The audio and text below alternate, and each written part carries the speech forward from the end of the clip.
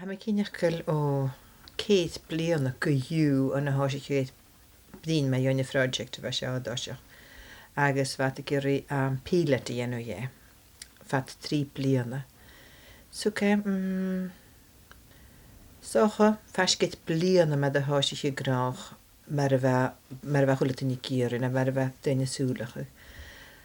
Bheit san na tunéid an hanig cedáiseach agus sé cathaí síomh sa hiún agus san bhuaipise a hanig chéad imirigéid agus hanig in nóir sinne meach gan na héileinn bat dochas go bug scoiltenas na héileinn siar na fiús clownas na héileinn siar a cealta sa project a sé as a fílet agus bheit scoiltena únáit an na Midlothian agus cuideach an South Ayrshire. Na trí háte gine bheit sin a bheit a dochas na chlán a thoiste doiseach san na fílet. Ach mar a gópriche grách charrá bheit dudibh gan na scoiltin a dhéanú charrá bhena ag an nám bheit roiin an nólam bheit san go bug a chúla scoil as na héileinn na níor cealta dí se seo. Ach na de hanig Parliament na clunne go doiseach amach an na héileinn san na uis agus barai a bheit dírat is bevú san ná sin na dúine na scoiltin a bheit sin is muinecha go déanaige go bug seo fiúmal raibh péin agus gan good chlunne. So mar sin bheit san cúmal dí uis agus barais cuiteach bhil charáirí scoiltin ans bheith na basa tíoch an nádiú bheit sin, tá se leis an nádiú bheit sin hén. So sin fer a háisiché. Ach annach ráir go dhéanú tra roiin an nóla mar a bhar déanú as leis a dáhúí an éile dhéimtí dhéanú ag tíidir heachcain agus ag léon súd agus an an nám nach rá mar am scálaach. So bheith project as na héileinn in níor bheith idirhealacht as a dá sin. Ach a sinna cíalach a mis mé go raibh na bear as a dá sin. Thug bheith cíalach nach ráir go eichcinn mar opair scálaach mar go bíag. Agus mar bheith lán a cruinecha cála go uair sa bhías mar a bheit a déanú sin starla go ráit ar sonna bhí ann, chan anite go ráir a géirí ar a go lán go ráit a fiochan i féin fan na scálaach na ach bheit a géirí bhí an na tain sa bharach géis sin luch go nefich i bheith cuiteachug chan e titse na bhaine bhan agus charrá me go bug drech scálaigid sagad fer rá rialtins sagad Amazon hu fólam bheith na boscailte agus bheit sin ullúch mar go bug idir nú rá sagad bheit sin ullúch idir ag an nún níide charrá duine ar an ambassador na duine na hinehí as ciún a lán mar go bíag. Well, sé gan na Amazon a bheici project a seo go bug lentar fat 3 bliana agus go bug lentar clown as a bhunscoil is ag an árscoil. Mar sin sé clown éid clasa sí agus a seach as a bhunscoil a bheith dhí. Gos geann 3 bliana a bheith as i hiad ná dara bliana seach as an árscoil.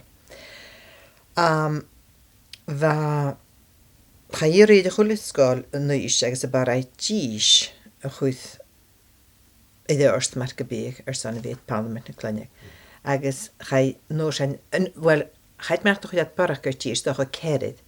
Ag déidir go lá hanig na hinehíche bheith luí Parliament na clunne hanig at cála agus roinnig jasan díoch na fiún me géidir go bug díis as a chuúla scáil.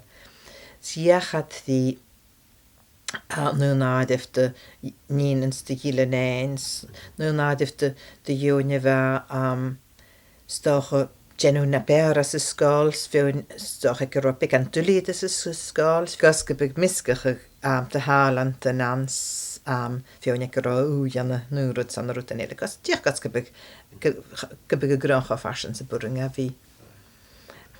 Ag táiseach gráich sé na ambassadors na hinehí na bhana na ambassadors agus bheit am cinech go ra síanar na seachcha a cneann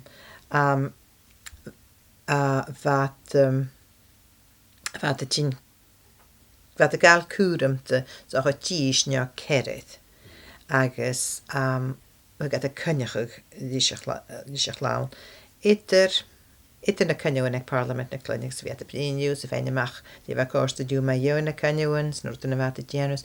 Go mai trí bheith me beh tasc ne opúideach go dtí dhéanú itir gach caniú as a chairsnach bheith go dtí blianaí duine bhar ach go dtí rútainna chrúne chug agus go mai tríteach fistracha sagad éin is rúta bheith cúspéide bheach gur sanna nach caniú.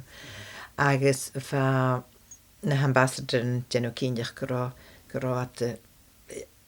churamach gabh sena dhéanú me bheith cuiteachas sa bí áras. Mar sin tíocha cumáil súl agus go dhéanú furas gan chlán.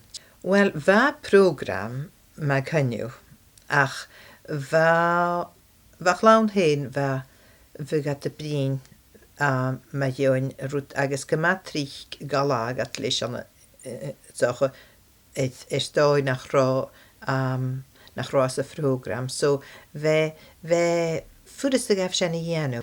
Bheith cum sa gabh sena dhéanú na begat a geirí galún dúh na túbhéile. Agus cuiteach bheith furas a gabh a téin horsteán, sa gad rúta bheith cósta dú héin, bheith é brosnach go mar go bég ar san sin dhéanú agus a horsteach agus a héireg le cach. Well, ha mis minneach go dú ga misneach gaibh, misneach gon de héin agus chuna sin sinna tacharst. Ha cynne mi hiad cynne na ga bheith.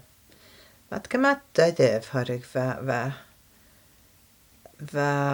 bheith dydef gása mar neach tsekisk fer vil miálach a di bhíanna suíoch ag feril well, am cinneach na teacher agus na hinnevich an compound mar go bíag.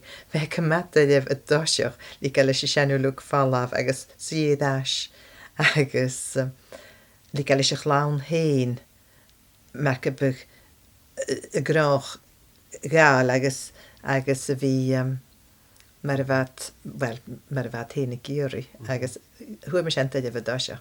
Ach gan úne bheith basa agus chuna mi go rách lán héin go raibh tarst misneach gaibh agus go bíine gat amach agus go dtíh na fiúin gan na fiúin háisiich hat an eist hat nas cumasich éit na bechganach go héana háirsteachad hat deánach bíine duine sa bí.